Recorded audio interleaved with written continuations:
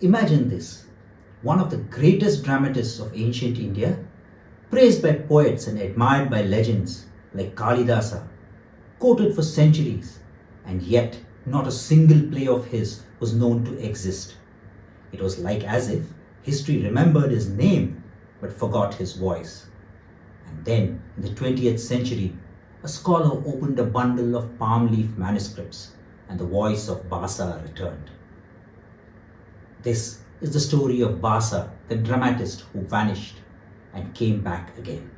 We actually know almost nothing about the historical Bhasa. No birth date or birthplace, no royal court, no dates, not even certainty about the century in which he lived. Most of the scholars placed him before Kalidasa, perhaps in the 2nd century BCE and the 3rd century CE. Kalidasa himself mentions Bhasa with reverence in the prologue to Malavika Agnimitram. Later, writers like Banabhatta and Rajashekara also write of him as an established master. Imagine that a playwright so famous that later giants assumed everyone already knew him. It is like Amitabh Bachchan needing an introduction today. In 1909, Maho Upadhyay Dr. T. Ganapati Shastri, the curator of the Department of Publications of Sanskrit Manuscripts in Thiruvananthapuram in Kerala, was on a tour searching for ancient texts. He visits the Manalikara Ganapati temple near Padmanabhapuram. There, in a private library belonging to an ancestral home, he visits the Manalikara Ganapati temple near Padmanabhapuram. There, in a private library belonging to an ancestral home of Manalikara Matham, he came across a bundle of palm leaves, manuscripts written in the old Grantha script, a script used in South India to write Sanskrit. He analyzed the bundles and realized that he was looking at 10 distinct, complete plays and a part of an 11th. He was excited, looked for the author's name in the manuscripts but failed to find a name. Normally in ancient India, playwrights usually include a prologue naming themselves and their lineage. The manuscript he discovered completely skipped this tradition. The only option left for Shastri was to look deep into the work and do his own research. This is exactly what he did. These plays also showed scenes of violence directly on the stage, something later Sanskrit drama usually avoided. Heroes were psychologically conflicted. Villains were humanized. Endings were sometimes morally uncomfortable. Death was shown on stage, and it was one of the earliest tragedies shown on stage, predating Shakespeare by more than 1,000 years. The language also appeared older than many later dramatists. They appeared original and did not look like imitations. These factors made critics believe in the authenticity of the works. However, debates continue to this day about the authenticity of the works. Some scholars believe all the 13 works were genuinely written by Bhasa. Others argue only a few may be original.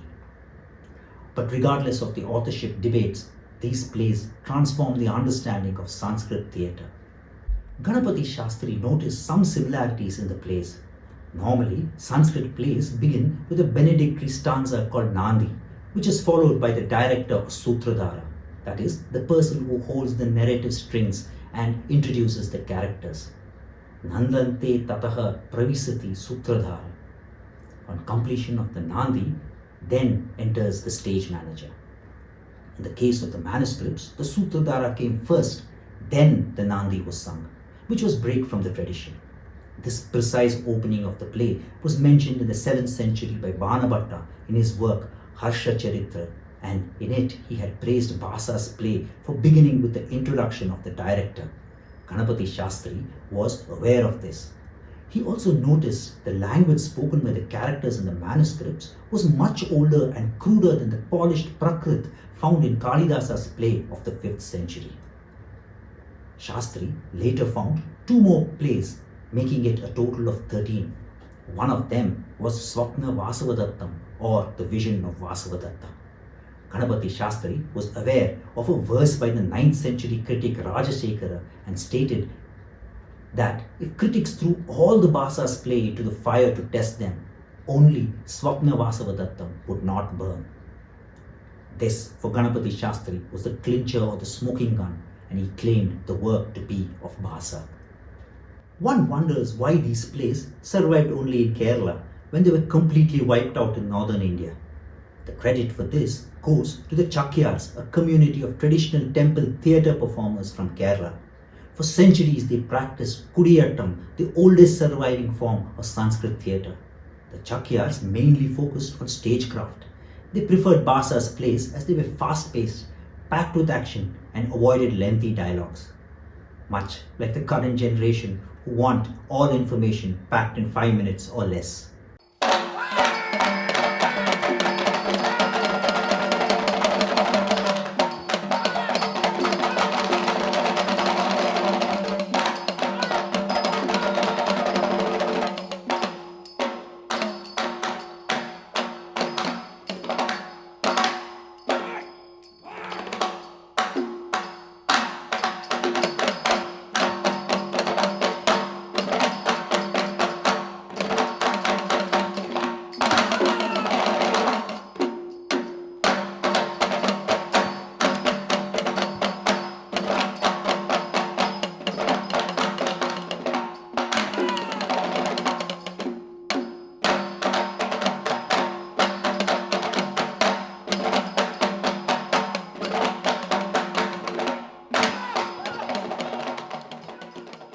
Over generations, the Chakyars depicted the plays on new palm leaves and unintentionally saved Bhasa'S works.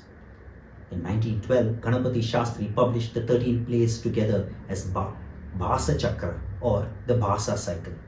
It was received with awe and surprise by the academic world. It pushed back by several centuries the theatrical tradition of India to an era long before the golden era of classical Sanskrit literature.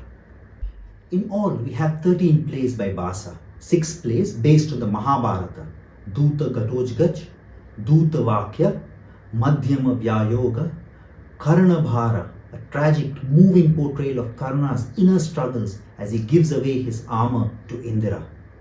Pancharatra, an imaginative story where Duryodhana agrees to give half the kingdom to Pandavas if they are found within the 5 nights. Urubangam, or the broken tithe, a unique play in Sanskrit.